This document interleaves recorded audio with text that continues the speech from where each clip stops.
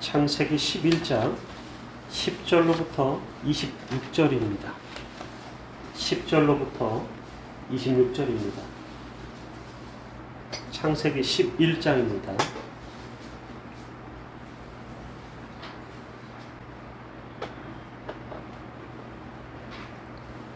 (10절로부터) 26절까지 한 절씩 교독합니다. 제가 먼저 읽습니다. 셈의 후예는 이러하니라. 셈은 100세 곧 홍수 후 2년에 아르박삿을 낳았고, 아르박삭을 낳았으되 500년을 지내며 자녀를 낳았으며, 아르박삿은 35세에 셀라를 낳았고, 셀라를 낳은 후에 403년을 지내며 자녀를 낳았으며, 셀라는 30세에 에벨을 낳았고, 에벨을 낳은 후에 403년을 지내며 자녀를 낳았으며, 에벨은 34세에 벨렉을 낳았고, 벨렉을 낳은 후에 430년을 지내며 자녀를 낳았으며, 벨렉은 30세에 루우를 낳았고, 누를 낳은 후에 209년을 지내며 자녀를 낳았으며, 루우는 32세에 스룩을 낳았고, 수룩을 낳은 후에 210년을 지내며 자녀를 낳았으며, 스룩은 30세에 나홀을 낳았고, 나홀을 낳은 후에 200년을 지내며 자녀를 낳았으며, 나홀은 29세에 데라를 낳았고, 데라를 낳은 후에 110년을 지내며 자녀를 낳았으며, 같이 읽습니다. 데라는 70세에 아브람과 나홀과 하란을 낳았더라. 아멘. 바벨탑 사건 이후 셈의 족보. 바벨탑 사건 이후 셈의 족보라는 제목의 말씀입니다. 저희는 지난 주일에 어떤 본문을 봤습니까? 같은 11장 1절로부터 9절까지를 보았습니다. 거기에는 어떤 사건이 있었나요?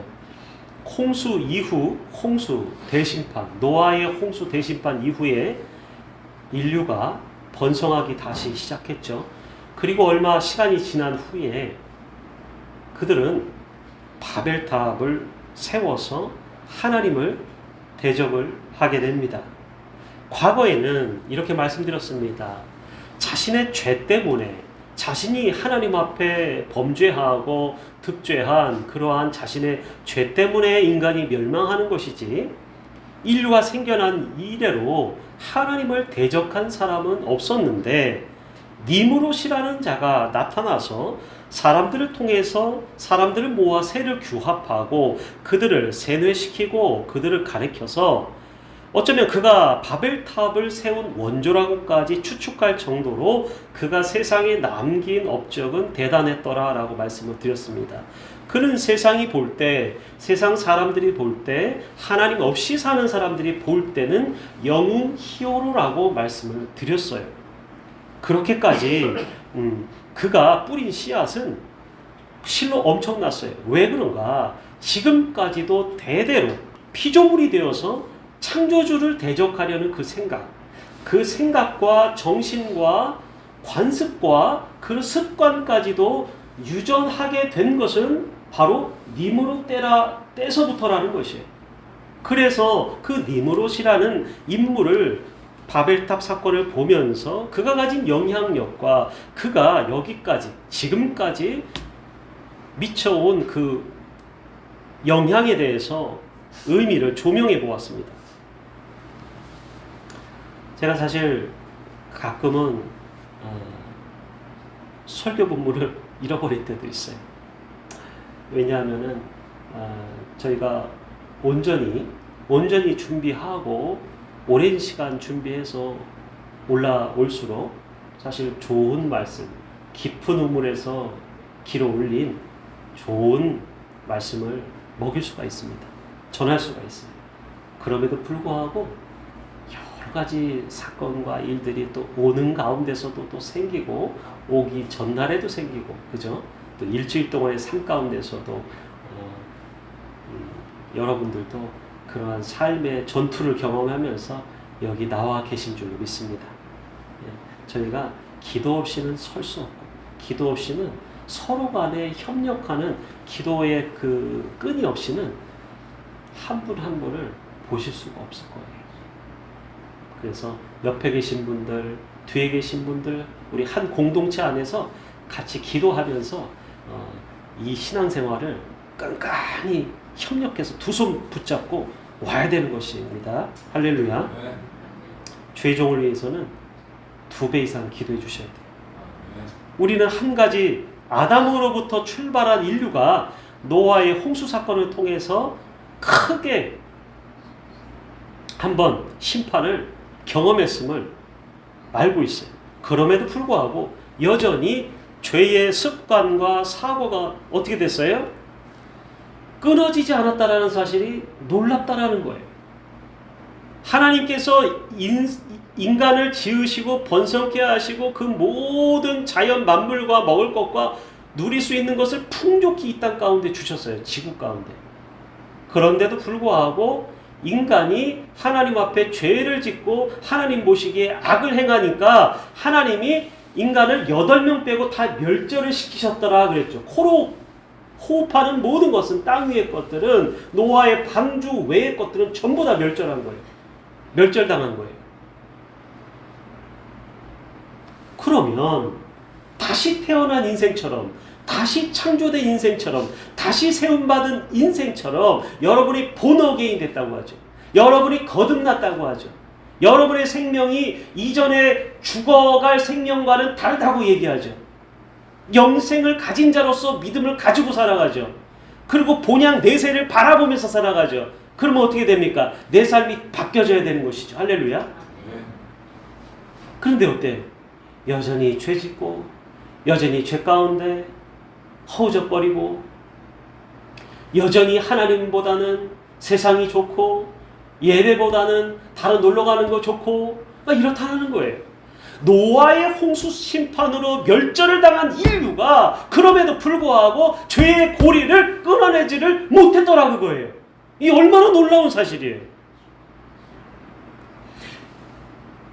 모든 곤충과 동물과 하늘에 날아가는 새까지도 전부 다 멸절을 당했는데도 불구하고 어떻게 됐어요? 바뀌었어요? 안 바뀌었어요? 여전히 인류는 죄 가운데 있고 여전히 인류는 세상을 쫓아가고 세상 왕이 먹여주는 달콤한 속삭임에 그것만 바라보고 살다가 죽더라 그거예요. 뭐가 바뀌었냐 그거예요 도대체가. 인간은 바뀌지가 않았어요. 인간의 속사람은 바뀌지가 않아요. 영적인 부분도 바뀌지가 않았어요. 사실은 뭐예요? 아담으로부터 범죄한 원죄를 지은 인류가 노아의 홍수 심판 이후에 바뀌어요? 안 바뀌어요? 안 바뀐다 그거예요. 그 영적인 부분이 안 바뀌었다 그거예요. 그러니 우리가 바뀌어요? 안 바뀌어요? 바꾸려고 노력하는데도 세상은 나를 그렇게도 내 발목을 붙잡고 있는 힘껏 당기더라 그거예요. 그래서 인류는 노아 홍수 심판 이후에도 그 전에 있었던 죄의 고리를 못 끊어내고 관습과 습관과 유전과 영향과 환경 가운데 고스란히 다시 싹이 피어 올라서 지금 여기까지 왔어요. 바벨탑 사건을 보며 깨닫는 것은 그것이에요. 그런데 여기에는 우리가 봐야 될 것이 있어요. 보이지 않는 이 사탄의 인류를 향한 거대한 손길이 첫사람으로부터 계속 이어져 왔다는 거예요. 성경에 어떤 역사책이 하나님의 역사책이 하나님과 인간과 계약을 맺고 창조 때부터 하나님께서 펼쳐가는 역사책이지 여기 사탄의 활동이 잘 나와야 안 나와요? 창세기 11장까지 오는 동안에 잘 안 나옵니다. 그는 보이지 않는 존재예요. 이 마귀의 인류를 향한 이 끈질긴 손길은 첫사람 아담 때로부터 무섭도록 우리 인류 가운데 지금 침투해 있다는 사실을 우리는 잊고 살고 있어요.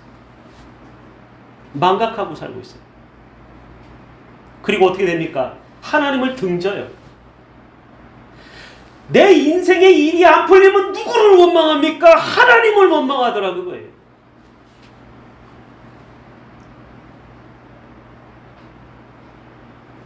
나에게 변고가 생기고 안 좋은 일이 생기면 누구를 원망해요? 하나님 앞에 그 표대가 가더라 그거예요. 언제부터 그랬어요? 아담이 범죄한 이후서부터. 어떻게 됐어요? 하나님과의 관계가 와장창 깨져버렸어요. 누구 아들이에요? 누구 딸이에요? 누구 자녀예요? 하나님의 자녀였어요. 하나님이 우리 아버지 되세요. 근데 누구 쫓아갔어요? 사탄을 쫓아갔어요. 아, 내가 언제 그랬냐? 이런 모르는 사람들이, 모르는 사람이 하는 소리예요. 하나님의 백성이거나 세상 왕의 백성으로 나뉘어진다는 사실입니다. 창세기 11장에 와서 바벨탑 사건이 나왔어요. 그런데 그 다음은 무엇이 나옵니까? 무엇이 나와요? 갑자기 셈의 족보가 등장합니다. 족보가 또 언제 나왔어요? 10장에서 이미 나왔었던 족보들이에요. 그런데 왜 또 나옵니까? 살펴봐야 돼요. 갑자기 셈의 족보가 나오고 있는 이유가 무엇일까요? 왜 여기 바벨탑 사건이 중간에 들어갔다가 갑자기 또 셈의 족보를 따로 떼어서 셈의 후손들만 거론하고 있을까요? 사람들은 그래서 아무렇지도 않게 11장을 읽고 넘어갔을 것이에요. 저 역시도 그랬어요. 도대체 이 족보는 왜 이렇게 복잡하며 왜 이렇게 이 외국 사람들의 이름이 나오는데 도대체가 왜 여기 이렇게 중요한 성경의 한 장도 아니고 여러 역대상 1장과 역대기에 누가복음에 왜 이렇게 기록해 놓고 있을까? 왜 그렇게 중복해서 기록해 놓고 있을까라는 것이에요. 연결이 안 되는 것 같기에 바벨탑은 바벨탑대로, 족보는 족보대로 읽고 넘어갔더라고요. 하지만 여러분, 셈의 족보는 다시 한번 10장에서 이미 나온 족보와 다른 족보라는 사실을 우리가 볼 수 있어야 돼요. 어떤 족보였어요? 어떤 족보예요? 셈의 족보는 일반적인 족보의 이름들이 아니라는 것이에요. 족보는 누가 계승합니까? 장자가 계승하죠. 자, 오늘은 바로 셈의 족보에 관해서인데 왜 우린 이미 10장에서 노아의 후손들이 세상을 향해 뻗어나가서 현재 유럽인들이 되었고 동양인들이 되었고 아랍인들이 되었고 아프리카 사람들이 되었는가? 그렇게 상세히 기록해 놓고 있음에도 셈의 족보만을 따로 기록해 놓고 있는데 그 10절을부터 봅니다. 10절. 11장 10절을 한번 읽어봅니다. 시작. 셈의 후에는 이러하니라. 셈은 100세 곧 홍수 후 2년에 아르박삿을 낳았고 라고 되어 있어요. 셈은 600살을 살았습니다. 이제 이것은 산 연수가 아니에요. 자녀를 낳고 나서 얼마나 살았더라. 그러니까 합해서 제가 요약해서 계산을 해드립니다. 셈은 앞에 PPT 띄워주시고요. 600살을 살았고, 예, 저기가 나오죠? 이름 나오죠? 예, 이름만 나오죠? 제 보세요. 셈은 600살 살았어요. 100세 때 아르박삿을 낳습니다. 아르박삿은 몇 년 살았습니까? 438년을 살았습니다. 438년을 살았고 셀라를 낳습니다. 셀라는 몇 년 살았는가? 433년을 자꾸 줄어들어요. 연수가. 433년을 살았고 에벨을 낳습니다. 에벨은 464년을 살았고 벨렉을 낳았습니다. 벨렉은 239년을 살았고 르우를 낳았습니다. 르우는 230 똑같이 9년을 살았고 스룩을 낳았습니다. 스룩은 230년을 살았더라. 그리고 나홀을 중간에 낳습니다. 나홀은 148세를 살았고 데라를 낳았습니다. 데라는 누굽니까? 아브라함의 아버지 이름입니다.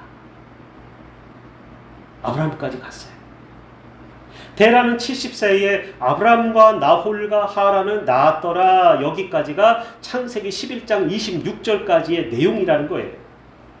그런데 10절에서 분명히 이렇게 나옵니다. 셈의 아들은 누구만 나와서요? 아르박삿이란 한 명의 아들만 나오고 있어요.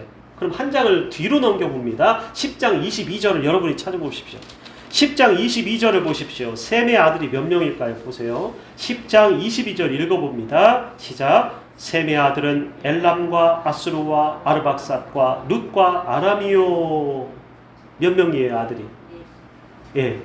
한 명 빼먹으셨어요. 5 명이.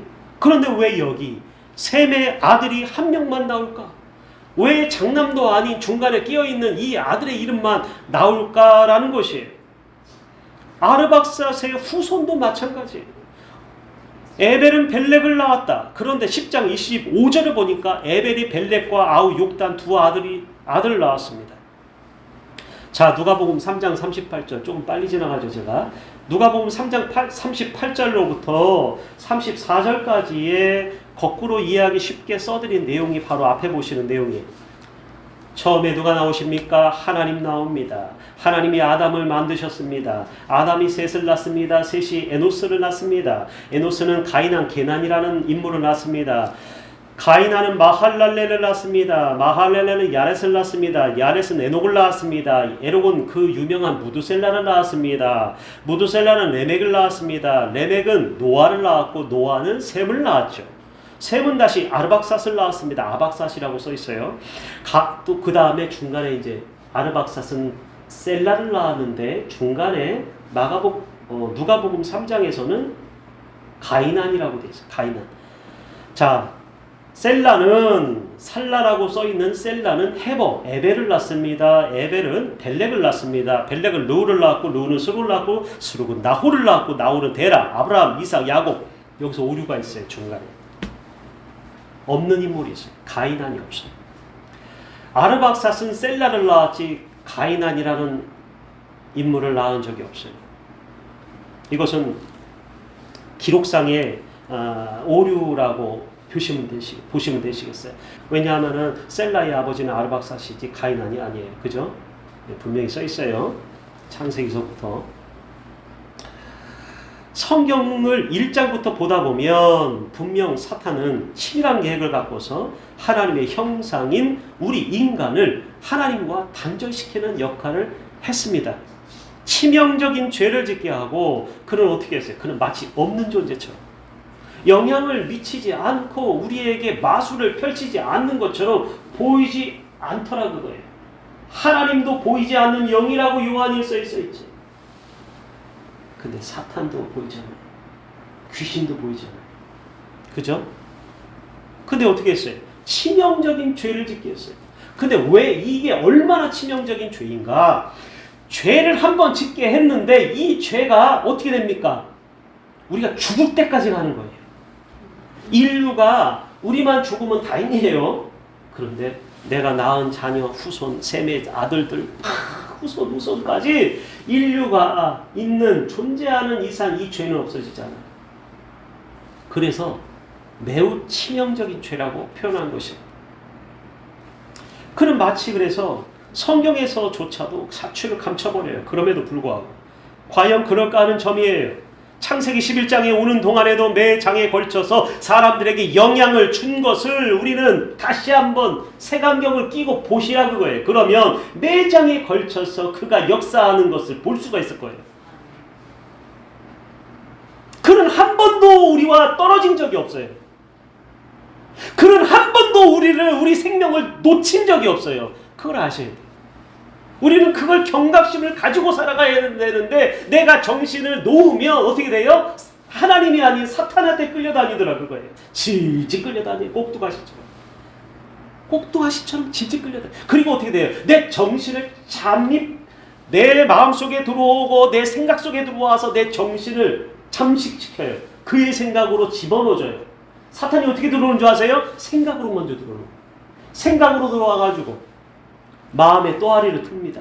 그리고 어떻게 해요? 지정의를 사로잡으면 그런 귀신 들린 자가 되거든요.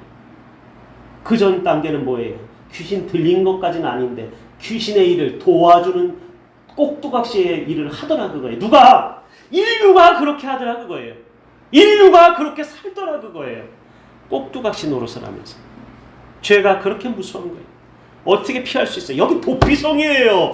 예배당은 도피성인 줄 믿으시기 바랍니다. 하나님께 기도하는 시간, 독방의 기도, 하나님과 독대하는 시간은 도피성이에요. 어디로부터요? 이 세상 왕인 사탄으로부터 도피하더라 그거예요. 세상 왕인 사탄의 영향력으로부터 우리는 자유케 되더라 그거예요. 언제만 예배하는 시간에, 기도하는 시간에, 성령 충만한 받는 시간에만, 불과 그 짧은 시간에만 도피성 안에 안전하게 우리가 안락하게 있을 수 있다 그거예요. 그 나머지는요 전부 다 영향. TV만 틀면 영향, 라디오만 틀면 영향, 자동차에 타도 영향, 운전할 때를 잡아도 영향 받을 수밖에 없어요. 숱하게 들어와요. 마음을 갈기갈기 아주 산산조각 내요. 예배하지 못하게 하고 방해하고 집중하지 못하게 하고 생각나지 못하게 하고. 그러나 성령께서 주시는 것은 어떻게 합니까? 정반대예요. 하나님의 거룩한 것 가운데 거룩이 연습하게 하고 훈련하게 하고 하나님의 생각으로 채워 넣어주고 성경 말씀이 깨닫게 하고 성경 말씀이 기억나게 하는 것이에요. 어떠한 사건과 어떠한 일들이 있을 때 여러분은 내 생각으로 내 생각 하나님이 주신 생각은 어디 갔어요? 하나님이 음성을 들려주시는 거 여러분 듣습니까? 기억납니까? 생각납니까? 마음속에 울리는 음성이 있습니까? 라는 거예요. 그렇지 않다면 여러분은 세상 사람인 거예요.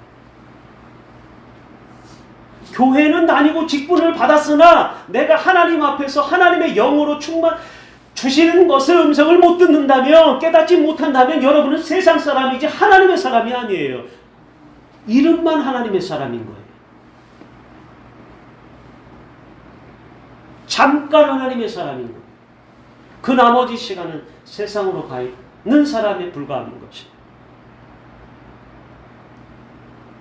아담과 하와에게 거짓과 의심을 통해서 죄를 짓게 만들고 씻기 힘든, 이건 씻을 수가 없어요. 왜? 자신 스스로 다시 온전하게 되는 것은 불가했어요. 인간은. 그러므로 너무 깨끗한 척하지 마세요. 너무 나는 죄 안 짓는 척하지 마세요. 내가 거룩한 척도 하지 마세요. 하나님 앞에 가증한 것이에요. 죄인이에요. 모든 사람은 전부 다 벌받을 수밖에 없는 죄인이에요. 하나님 앞에 가면 죽어요. 하나님의 얼굴을 볼 수가 없어요. 인간은. 너무나 밝고 거룩하신 분 앞에 죄인이 가면 그대로 거기서 소멸돼서 죽는 것이에요. 씻기 힘든 것이 아니라 씻기 불가한 죄를 그것을 심어줬다 그거예요.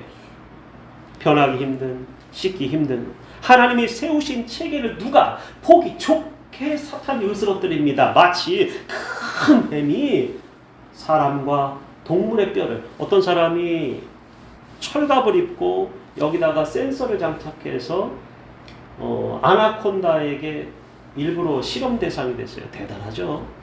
근데 그 사람이 느끼는 그 압력은 어마어마해요.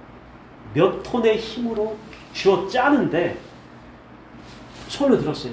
뭐 어떻게 옴짝달싹도 할 수 없어요. 근데 손을 들었어요. 철갑을 둘렀는데도, 갑옷을 입었는데도 그걸 뚫고 들어오더래요. 마치 엄청나게 큰 아나콘다 뱀이 동물의 뼈를 으스러뜨리는 것처럼 하나님의 체계를, 이 인간의 세상을 하나님과 보기 좋게 으스러뜨린 놈이 그 사탄이란 놈이에요.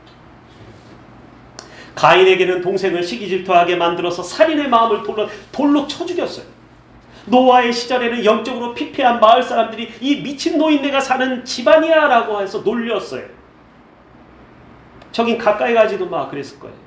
니무롯이라는 한 인물을 앞장세워서 하나님을 대적하게 했고 무지개 언약과는 상관없이 역청을 발라서 홍수 사건 이후에 바벨탑을 쌓아서 대비합니다. 쓸데없는 짓을 했죠.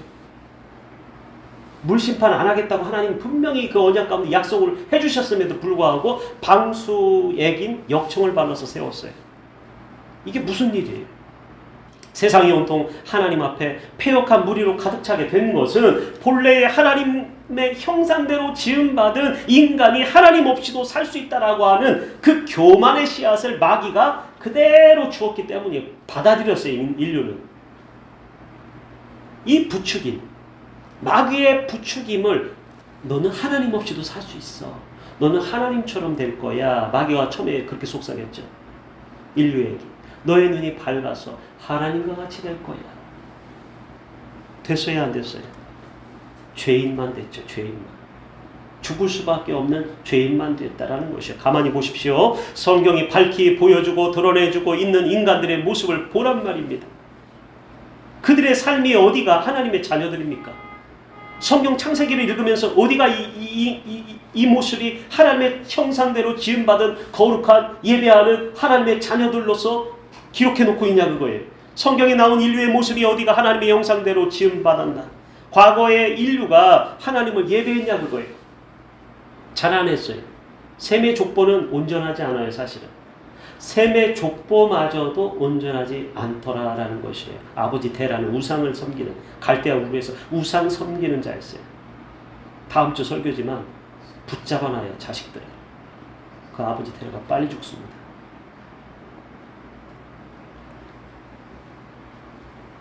자신들의 안위를 위해 그저 도성을 만들어요. 각처에 성을 쌓았어요. 그렇게 성을 쌓던 무리가 행했던 짓들은 자신들을 위해서 뭘 했어요? 어처구니가 없는 짓을.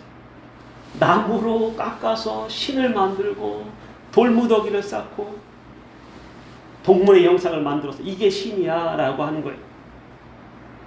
창조주 입장에서 보시기에 얼마나 안타깝고, 그보다 월등히 우월한 존재로 지음받았는데 그가 오히려 밑으로 들어가서 동물 앞에서 절을 하고 우상을 가르치고 대대손손 하나님이 아닌 귀신에게 절을 하게 했지 않습니까? 아마 우리도 여기 귀신에게 제사 지내고 귀신이 우리를 잘되고 못되게 할 수 있다는 잘못된 생각을 가지고서 과거 인류가 해왔던 거짓 풍습과 어리석은 진리를 받아들였던 사람들 틈에서 자라고 여기까지 이쪽으로 탈출하신 분들 많으실 줄로 생각이 됩니다. 그래서 바벨탑 사건 바로 다음으로 셈의 족보가 나오고 있다는 것이에요. 여기 나온 셈의 족보는 장자를 우선한 족보가 아니었어요. 셈의 족보라고 해서 완전하고 깨끗하지도 않아요. 그럼에도 셈의 족보가 가지는 가치는 뭡니까? 셈의 족보는 왜 여기 중요하게 써 있는 것이에요? 바로 셈의 족보를 통해서 누가 나와요? 바로 예수 그리스도께서 나오신다는 사실이에요. 성경은 그걸 알려주고 있어요. 성경은 그쪽으로 유도하고 있어요. 우리의 시선을. 아담으로부터 시작한 인류가 노아의 홍수 심판을 겪게 되고 바벨탑을 통해서 언어가 나눠지고 세상 방방곡곡으로 사람들이 뿔뿔이 흩어짐을 경험하고 지금까지 우리는 사탄이 이끄는 대로 하나님이 아닌 다른 신들을 섬기며 마음속에 우상을 두고 멸망길로 가는 중이었다라는 것을 성경이 고발하고 있다라는 것이에요. 셈의 족보는 바로 그 타락으로 가는 멸망길을 끊어내는 족보인 것입니다. 할렐루야. 또 셈의 족보는요, 영적인 계보를 잇는 족보라는 것이에요. 일반적인 족보가 아니에요. 우리는 선택해야 될 줄로 믿습니다. 세상은 둘로 나눠졌다고 그랬어요. 세상 왕의 족보와 셈의 족보입니다. 셈의 후손 가운데 믿음의 후손으로 들어오지 않는 이상 그 나머지는 전부 다 세상 왕의 족보, 멸망길로 가는 자들이에요. 흩어진 나그네요. 한번 왔다가 그저 죽어. 이 땅에서도 참 힘들게 살다가 가는 세상 가운데서도 좋은 나라 못 가게 된다는 것이에요. 오늘날 이 말씀을 듣고 경각심을 갖고서 심판대 앞에서 우리가 새로 거듭나는 우리 예일의 성도들 다 되시길 주님의 이름으로 축원드립니다. 기도합니다.